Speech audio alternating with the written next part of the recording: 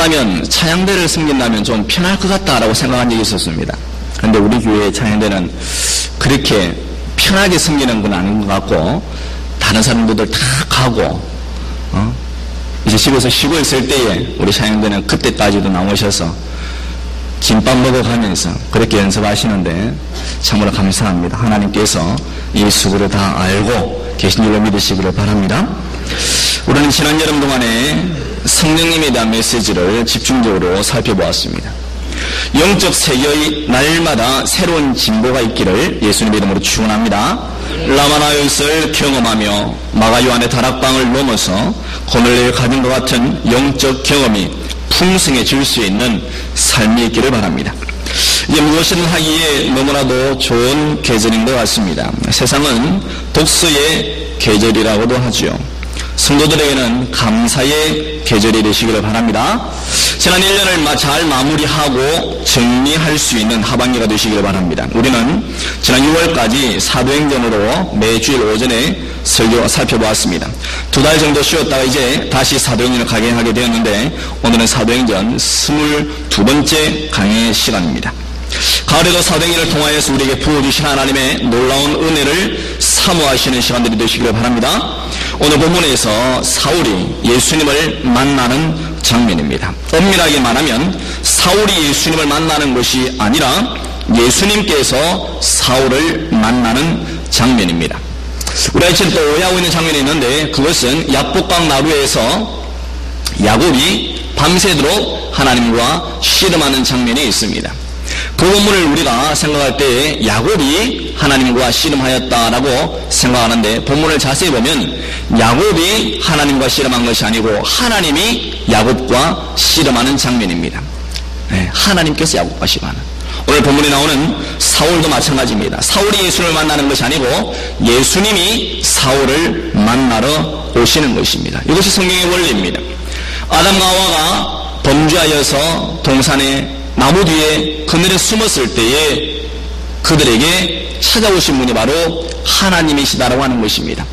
우리가 하나님을 먼저 사랑한 것이 아니고 하나님께서 우리를 먼저 사랑하셨다라는 사실을 믿으시기를 바랍니다. 우리가 오늘 예배드리러 나온 것이 아니고 하나님께서 우리를 이끌어 주셨고, 우리가 오늘 하나님께 나가는 것이 아니라 하나님께서 저희들을 찾아오셨다라는 사실 가운데 감격할 수 있기를 바랍니다. 오늘 본문을 통하여서 사울과 예수님의 만남이라는 제목으로 은혜를 나누기를 원합니다. 저는 학생들에게 4가지의 만남에 대해서 항상 이야기합니다. 우리 성도들 잘 알고 계시겠죠. 좋은 선생님, 좋은 친구, 좋은 경험, 마지막으로 무엇입니까? 좋은 책입니다.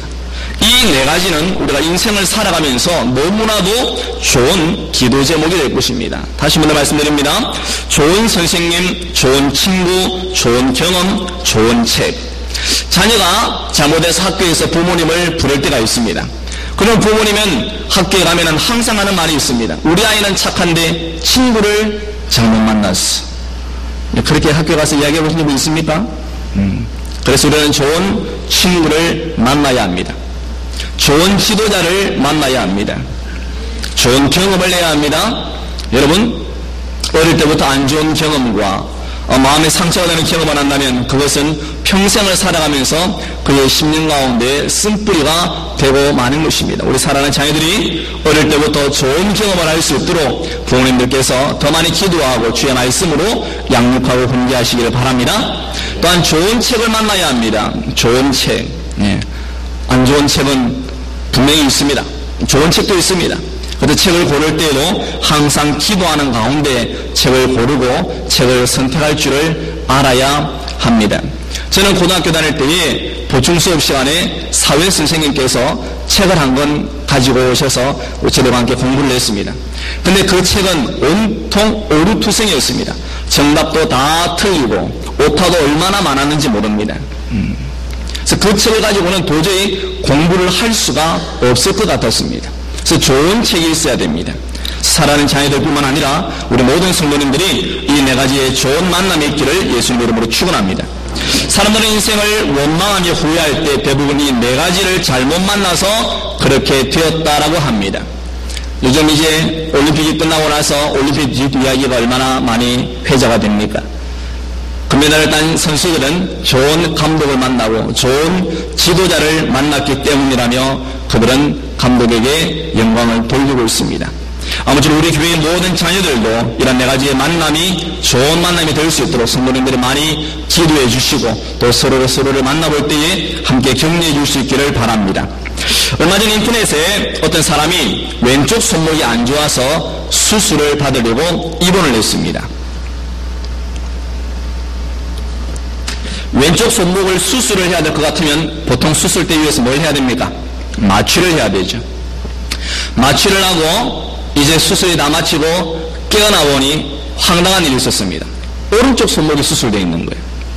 오른쪽 손목이. 그래서 의사 소견을 적었습니다. 오른쪽 손목이 수술할 필요가 없는데 조금 정리해줬다 이렇게 소견을 냈습니다. 자기가 열어봐도 수술할 필요가 없었던 것입니다. 왜냐하면 깨끗한 손목이었기 때문에 그렇습니다. 이게 의사를 잘못 만나니까 멀쩡하든 아프던 손도 수술하지 못하고 멀쩡한 손도 수술되어버리고 마는 것입니다. 이런 좋은 의사를 만난다는 것이 얼마나 큰 행복이겠습니까? 학생은 교사를 잘 만나야 하고 환자는 의사를 잘 만나야 하는 것입니다. 오늘 본문에서는 세상적으로는 너무나도 뛰어난 사울이라고 하는 사람을 예수님께서 극적으로 만나주시는 장면입니다. 과연 사울과 예수님의 만남은 어떤 만남이었는지 세 가지로 살펴보기를 원합니다. 첫 번째 이 만남은 육신에 속한 삶을 끝내는 만남이었습니다. 사울은 세상적으로는 너무나도 잘 나가던 사람이었습니다. 사도행전 22장 3절 말씀에 나는 유대인으로 길리기아 다소에서 났고 이 성에서 자라 가말리엘의 문화에서 우리 조상들의 율법의 엄한 교훈을 받았고 오늘 이 모든 사람처럼 하나님께 대하여 열심하는 자라 그랬습니다. 그는 당대 최고의 학문을 배운 사람이었습니다. 우리나라로 치면 서울대학 법대 출신입니다. 율법에도 엄한 교훈을 받은 사람이었습니다. 그런 율법을 지키기 위해서 아주 자신의 삶을 혹독하게 만들었습니다. 뿐만 아니라 그는 하나님에 대하여 열심 내는 자였습니다. 유대인의 눈으로 본다면 그는 엄청난 엘리트 중에 엘리트였습니다. 그는 유대교의 입장에서는 이단이라고 하는 예수 믿는 사람들을 잡으러 다니는 경찰과도 같은 역할도 담당하였습니다. 그래서 예루살렘에서 다메섹까지 약 5일에서 6일 정도 걸리는 거리에도 아랑곳하지 않고 예수님을 믿는 사람들을 잡아오려고까지 하는 장면이 오늘 본문의 시작입니다. 그는 이를 위해서 대제사장들에게 이 권한을 위임받도록 공문을 부탁할 정도입니다. 우리 1절과 2절 말씀 보시겠습니다. 사울이 주의 제자들을 대하여 여전히 위협과 살기가 등등하여 대제사장에게 가서 다메섹 여러 회당에 갈 공문을 청하니 이는 만일 그 돌을 젓는 사람을 만나면 물은 남녀하고 결박하여 예루살렘으로 잡아오려 함이라. 이런 예수 믿는 사람들이 사울에게 무슨 해를 끼쳤습니까? 사울과 아무 상관이 없습니다. 그럼에도 불구하고 그는 1절 중간에 보면 여전히라고 말합니다. 여전히 위협과 살기가 등등했다고 하는 것입니다. 그뿐만 아니라 이 다메섹에 갈 공문을 대제사장에게 요청할 정도로 그는 격렬한 유대교주의자였습니다. 이러하던 사울이 다메섹으로 가는 도중에 하늘로부터 호련히 자신을 비추는 빛 때문에 땅바닥에 뿔뿔해지고 만 것입니다. 그렇게 위협과 살기가 등등하는 사울은 호련히 비추던 빛 때문에 땅에 엎드러지고 말았던 것입니다. 이것이 예수님과의 첫 만남이었습니다. 사울이 첫 만남 이후로는 그는 더 이상 예수님을 핍박하는 사람이 아니었습니다. 전에는 세상의 엘리트였지만 이제는 하나님의 엘리트가 되는 길에 선 것입니다. 사랑하는 성도 여러분, 우리는 어떻습니까? 우리는 예수 그리스도를 믿기 전에 세상적으로 잘 나가고 세상적인 유행과 취미를 따라서 살아오던 자들이었습니다. 그러나 저와 여러분들이 예수 그리스도를 만나고 나서 우리는 누구의 엘리트가 되어가고 있습니까? 세상의 학문에 뛰어난 사도 바울은 이렇게 고백했습니다. 빌립보서 3장 8절에 또한 모든 것을 해로 여기면 내 주 그리스도 예수를 아는 지식이 가장 고상합니다. 내가 그를 인하여 모든 것을 잃어버리고 배설물로 여기면 그리스도를 얻었다라고 말합니다. 고린도전서 2장 2절 말씀에도 내가 너희 중에서 예수 그리스도와 그의 십자가에 못 박힌 것 외에는 아무것도 알지 아니하기로 작정하였습니다. 사울은 예수님을 만남으로 참된 지식을 발견하게 된 것입니다. 예수 그리스도를 만나기 전에는 세상의 학문이 최고인 줄로 알았습니다. 가말리엘의 문화에서 배우는 것이 최고의 학문의 수준이라고 그는 생각했습니다. 그러나 그가 예수 그리스도를 만나고 난 이후에 그는 참된 지식과 거짓된 지식을 구별할 줄 아는 사람이 되었습니다. 그는 모든 것을 배설물로 여길 정도로 예수 그리스도를 아는 지식이 가장 고상함을 깨달았습니다. 그렇다고 해서 우리가 세상적인 학문을 포기할 이유는 없습니다. 예수 그리스도를 아는 지식이 가장 고상함을 알면 된다는 것입니다. 예수 그리스도를 아는 지식에 비하면 모든 것을 잃어버리고 배설물로 여길 정도로 사도 바울은 예수 그리스도의 만남이 극적인 만남이었습니다. 이제는 더 이상 육신에 속한 삶을 살 수가 없는 것입니다. 우리가 예수님을 진정으로 만난다면 우리는 변화될 것입니다. 구원에 합당한 열매가 분명히 있다고 성경은 말씀합니다. 사울의 육신은 너무나도 강한 사람이었습니다. 이 세상의 그 무엇으로도 우리의 육신을 이길 수가 없는 것입니다. 그래서 로마서 8장 7절 말씀에 육신의 생각은 하나님과 원수가 되나니 이는 하나님의 법에 굴복치 아니할 뿐 아니라 할 수도 없습니다. 육신의 생각으로 가득 채워져 있는 사람은 하나님의 법에 굴복할 수도 없고 또한 굴복치 아니할 뿐 아니라 할 수도 없다고 하는 것입니다. 사랑하는 성도들은 여러분의 심령 가운데 하나님의 법에 복종할 수 있는 영의 생각으로 하루하루를 살 수 있기를 예수님의 이름으로 축원합니다. 이러한 육신의 생각에 사로잡힌 사울을 굴복시키는 방법은 예수님께서 그를 만나는 것이었습니다. 사울에게는 한 번의 예수님을 만나기 전에 한 번의 기회가 더 있었습니다. 그것은 사도행전 7장에 나오는 스데반의 설교였습니다. 스데반의 설교를 통하여서 하나님께서는 예수님께서는 사울에게 기회를 주셨습니다. 그래서 스데반의 설교를 통하여서 아무도 구원을 안 얻은 것 같지만 스데반의 설교를 들었던 사람이 바로 사울이라고 하는 것입니다. 그 장면을 성경은 8장 1절에 기록하고 있습니다. 사울이 그의 죽임당함을 마땅히 여기더라 라고 성경은 말하고 있습니다. 사울의 이 설교를 스데반의 이 설교를 사울이 들었다고 하는 것입니다. 그러나 사울은 그의 마음에 이 설교를 들었음에도 불구하고 변화되지 않았습니다. 육신의 생각에 사로잡혀서 오히려 예수 믿는 사람들을 핍박하고 여전히 위협과 살기가 등등했습니다. 그래서 예수님께서는 직접 사울을 만나는 방법을 택하신 것입니다. 우리의 자아가 너무 강하고 우리의 생각이 너무 육신의 생각에 사로잡혀 있다고 생각된다면 예수님을 만날 수 있기를 바랍니다.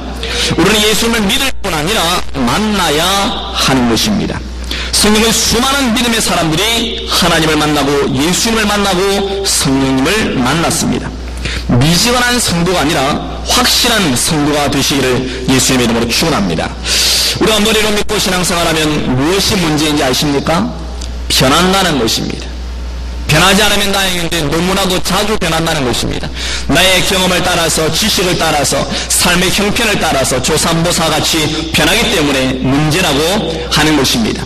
여러분, 오늘 내가 어떤 말씀을 들으면 그들로 갖고 내일 또 어떤 말씀을 들으면 또 그렇게 변하고 그렇게 자꾸 변해지고 만나는 것입니다.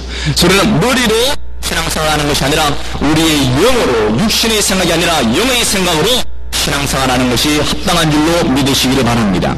예수님을 인격으로 만나는 만남의 복을 통하여서 육신의 삶을 끝내는 은혜가 넘치기를 예수님의 이름으로 축원합니다.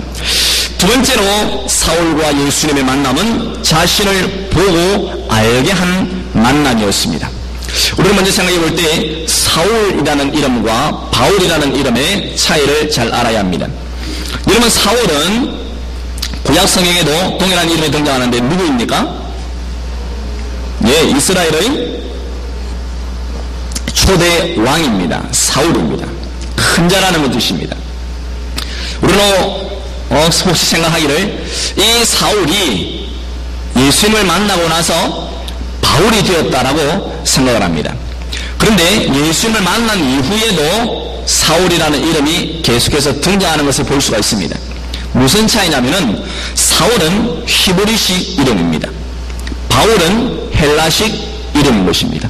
동일한 이름입니다. 그래서 사울이나 바울이나 동일하다는 것입니다. 그래서 우리는 보통 사울이 변화되어 바울이 된 것처럼 그렇게 이야기를 하는데 그게 아닙니다. 동일한 이름입니다. 히브리식으로 부르면 사울, 헬라식으로 부르면 바울이라는 것입니다. 그 정도 생각을 하시면 감사하겠고, 두 번째 생각하는 것이 바로 자신을 보고 알게 하는 만남이었다는 것이죠. 사울에게 빛으로 나타나신 예수님을 말씀하셨습니다. 9장 4절 말씀에 땅에 엎드려져 들음에 소리 있어 가라사대 사울아 사울아 내가 어찌하여 나를 핍박하느냐 하시거늘 그랬습니다. 사울은 예수님을 핍박하지 않았습니다.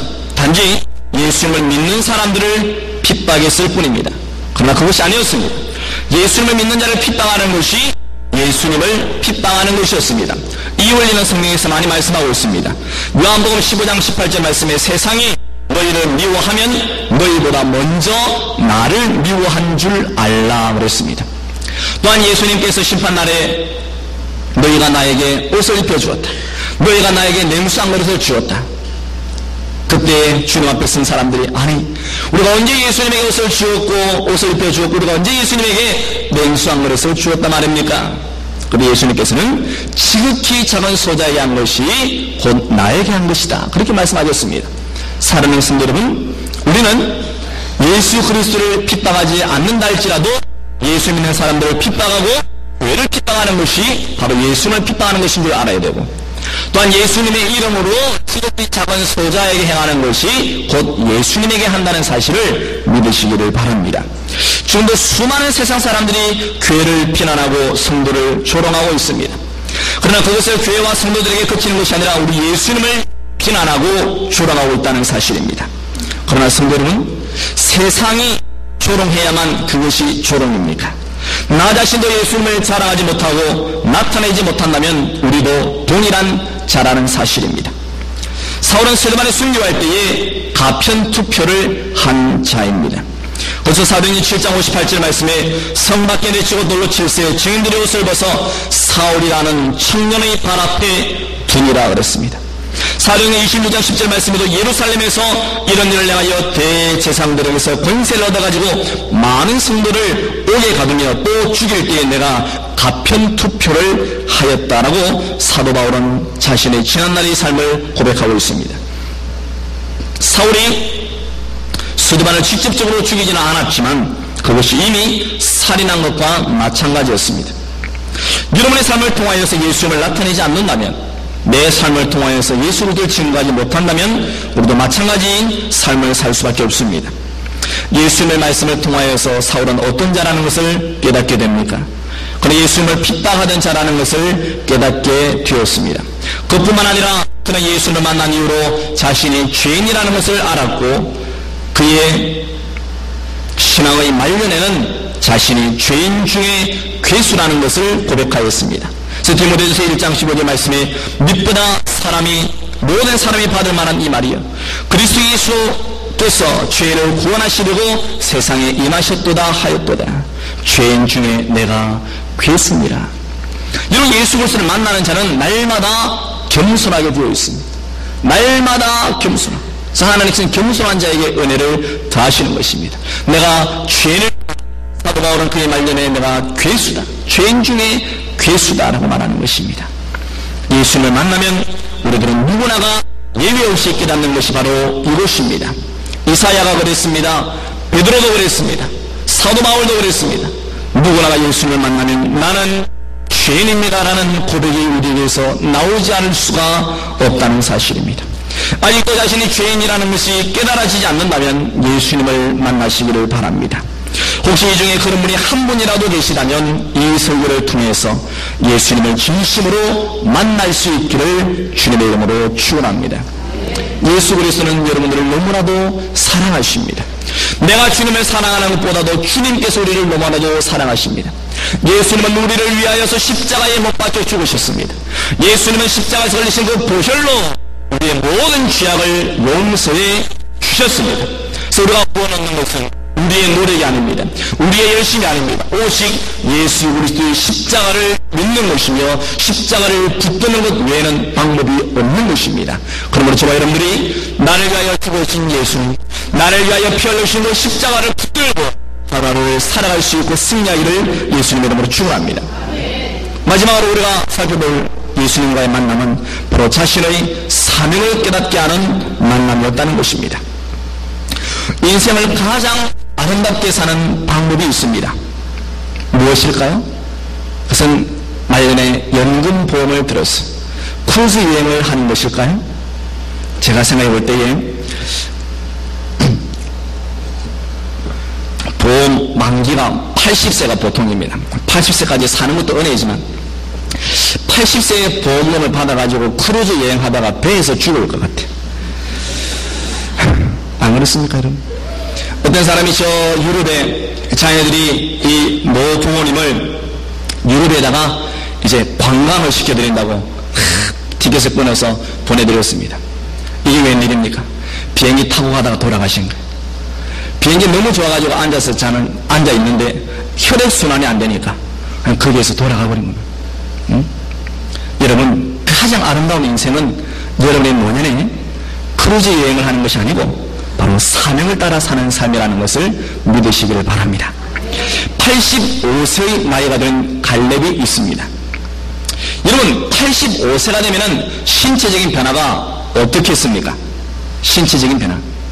허리는 굽어질 것이고, 이 여호수아 시대에 갈렙은 칼슘이 부족해서 허리도 굽어지고 이빨도 빠질 것이고 머리도 백발이 되고 힘도 없을 것입니다. 그런데 이 갈렙이 85세의 나이에 여호수아에게 나타나서 산지를 달라고 고백을 합니다. 여러분, 갈렙은 그 당시에 자기보다 나이 많은 사람이 없습니다. 여호수아와 갈렙 외에는 전부 다 나이가 30년, 40년씩 차이가 나는 사람들이었습니다. 그러면 갈렙이 나는 이 땅, 제일 좋은 땅 내가 하겠다 나가면 자기 땅이 되는 것입니다. 누구 하나 그이에 토를 달고 할 사람이 없습니다.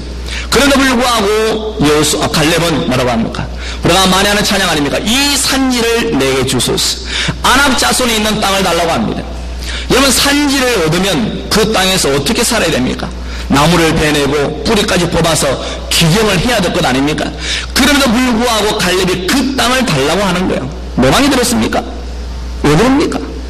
좋은 땅도 있는데, 평지도 있는데, 아주 옥토밭도 있는데 왜 산지를 달라고 합니까? 그것이 그의 사명이었기 때문에 그렇다고 하는 것입니다. 그는 가나안 땅에 정탐을 하러 간 12명 가운데 한 사람이었습니다.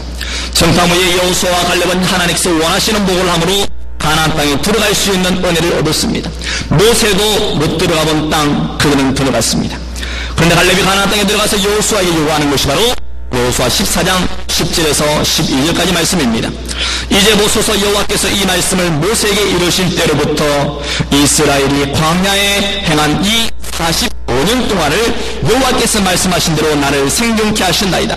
여러분, 갈렙은 45년 전의 말씀을 기억하고 있는 것입니다. 45년 전의 말씀. 여러분, 넉 달 전의 말씀도 기억 못하는데 4주 전의 말씀도 기억하지 못하지 않습니까? 그런데 이 갈렙이라는 사람은 45년 전에 자기에게 주신 말씀을 붙들고 있다는 사실입니다. 할렐루야. 이런 은혜가 있기를 바랍니다. 하나님께서 나에게 주신 이 45년 전의 말씀을 내가 기억하고 있습니다. 오늘날 내가 85세로 돼 모세가 나를 보내던 날과 같이 오늘날 오히려 강건하니 나의 힘이 그때나 이제나 일반이나 싸움에나 출입에 감당할 수 있사온즉. 여러분, 갈렙이 말은 이렇게 하지만 실제로 그의 신체는 이렇지 않습니다. 어떻게 45년 전에 그렇게 흉년의 힘을 소유하고 있던 때와 어떻게 일반이 될 수 있습니까? 여러분, 85세의 나이인 이 갈렙이 싸움터에 나가서 무슨 일을 할 수 있습니까? 그런데 이 갈렙이 이렇게 고백하는 이유가 뭡니까? 그의 사명이기 때문에 이렇게 말할 수가 있는 것입니다. 12절 말씀에 그날에 여호와께서 말씀하신 이 산지를 내게 주소서. 당신도 그날에 들으셨거니와 그곳에는 아낙 사람이 있고 그 성읍들은 크고 견고할지라도 여호와께서 혹시 나와 함께 하시면 내가 필경 여호와의 말씀하신 대로 그들을 쫓아내리이다. 바로 갈렙은 85세의 나이에도 불구하고 사명이 있었습니다. 사명의 거를 붙들고 있었고 사명의 거를 생존케 하였다라는 것입니다. 이 이것이 그를 행복하게 만들었습니다. 그의 노년을 아름답게 만들었습니다. 여러분, 정신을 똑바로 차리셔야 합니다. 세상에 한번 휩쓸리기 시작하면 좀처럼 걷잡을 수 없이 흘러가고 맙니다. 세상을 따라 살다 보면 내가 어디에 있는지도 모르고 마지막을 맞이하게 될지도 모릅니다. 그러므로 사명을 찾으십시오. 늦었다고 생각하지 마시고 지금이라도 기도하십시오. 이러다고 생각하지 마시고 지금부터라도 기도하십시오. 여러분의 자녀들에게 사명을 발견하게 하십시오. 여러분의 자녀들이 요셉과 같이 하나님께 쓰임받기를 원하십니까? 그렇게 소원한다면 요셉처럼 키우시기를 바랍니다. 결과만 바라지 말고 처음부터 요셉처럼 키우시기를 바랍니다. 우리는 성경의 많은 인물들처럼 되기를 자녀들에게 기도해 줄 때에 대부분이 결과만을 놓고 기도합니다. 하나님, 아브라함의 복, 요셉과 같은 복, 모세와 같이, 다윗과 같이, 사울과 같이 결과만을 놓고 자꾸 기도하는데 그 결과가 오기까지 그들의 처음부터 어떻게 살아왔는지를 자녀들에게 가르쳐 주어야 한다는 것입니다. 요셉은 애굽의 총리가 되었습니다. 여러분, 사랑하는 자녀들이 대통령은 못 된다 할지라도 총리 정도는 되어야 안 되겠습니까?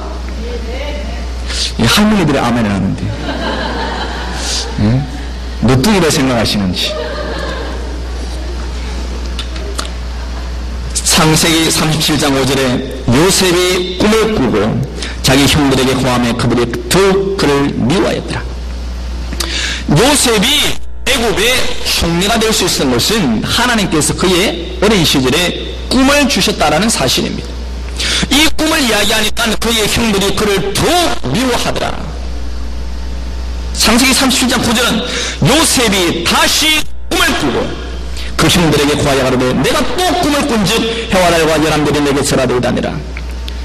요셉이 꿈을 꾸고 또 다시 꿈을 꾸고. 여러분, 사랑하는 자녀들이 다시 꿈을 꿀 수 있기를 주님의 이름으로 축원합니다. 우리는 많은 사명을 가지고 많은 비전을 가지고 살아왔을지 모릅니다. 그러나 그 비전이 나의 삶의 여파 때문에 다 사라져버렸다 할지라도 하나님께서 요셉에게 다시 꿈을 꾸게 하신 것처럼 여러분들에게도 오늘 이 시간에 다시 꿈을 꾸게 하는, 다시 사명을 발견하는 은혜가 있기를 예수님의 이름으로 축원합니다. 시편 105편 19절 말씀에 곧 여호와의 말씀이 응할 때까지나 그 말씀이 저를 단련하였도다. 이것이 누구에게 하신 말씀이냐면 바로 요셉에게 하신 말씀입니다. 요셉이 여호와의 말씀이 응할 때까지나 바로 애굽의 그 감옥에서 2년을 보낸 시절을 이야기합니다. 2년을 그냥 보낸 것이 아닙니다. 여호와의 말씀이 응할 때까지 그 말씀이 저를 단련하였도다. 사랑하는 여러분들의 자녀들이 요셉과 같은 사명 있는 삶을 살기를 원한다면 하나님의 말씀으로 단련되어져야 한다는 사실을 믿으시기를 바랍니다. 예수를 만나면 우리는 사명을 발견하게 될 것입니다. 사울은 예수를 빛 가운데 만난 이후로 그가 무엇을 해야 할지를 깨닫게 된 것입니다. 6절 말씀 같이 한번 읽어보겠습니다. 406장 6절 시작.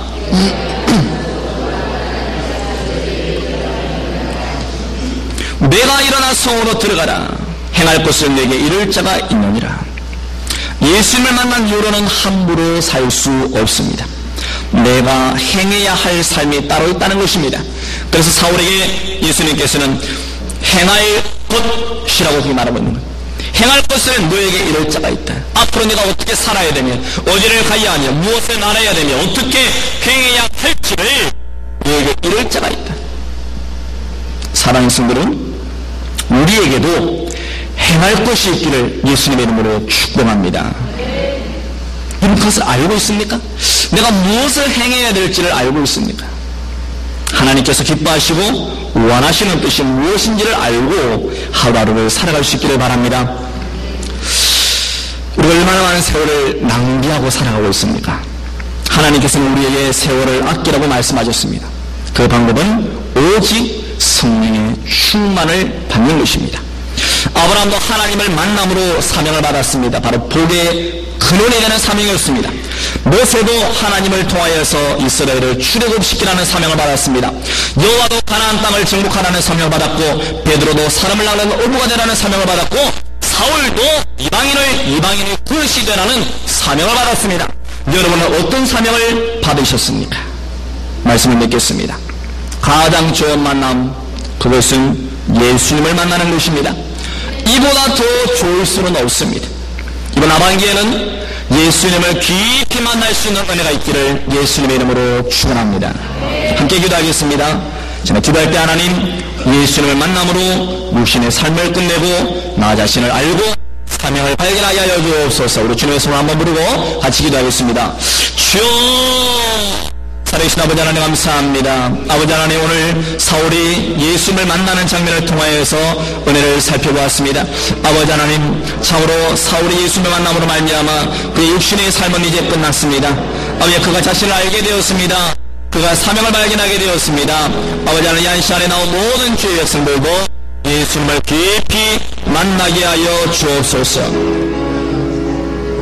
그리하여 아버지 하나님, 주의 은혜 가운데 사명 있는 삶을 살게 하여 주시고 아름다운 삶을 살 수 있는 저희들 다 되게 하여 주옵소서. 아버지 하나님, 우리가 어느 곳에 있든지 무엇을 하든지 하나님께 영광 돌리며 주의 은혜 가운데 하루하루 살아갈 수 있는 저희들 다 되기를 소원합니다. 저희는 연약합니다. 주님의 십자가 외에는 붙들 것이 없습니다. 예수 그리스도 아는 지식 외에는 아버지는 그 모든 것들로 빚을 물리길 줄 아는 저희들 되기를 원하오니 하나님의 도와주옵소서. 갈렙의 고백과 같이 이 산지를 우리에게 나가여 주옵소서. 사명 붙들고 하루하루를 살아갈 수 있는 저희들 될 수 있도록 주님 도와주시기를 간절히 바라고 소원합니다.